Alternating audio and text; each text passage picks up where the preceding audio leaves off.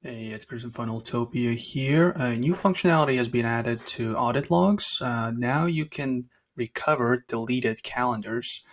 So in case you didn't know, audit logs under settings, you can just kind of see the history of everything that's happened in your account. And now if we go to, now you can see it in a list, but let's say here we select calendars.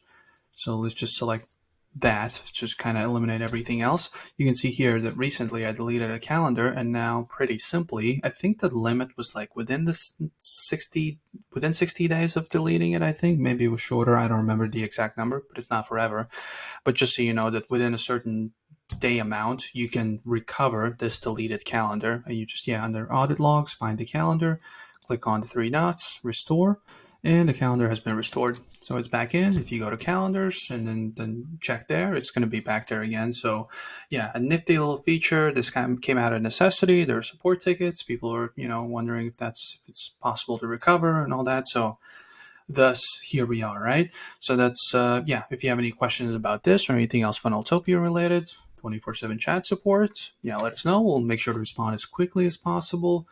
But if you don't have any questions, I will see you in the next video. Bye.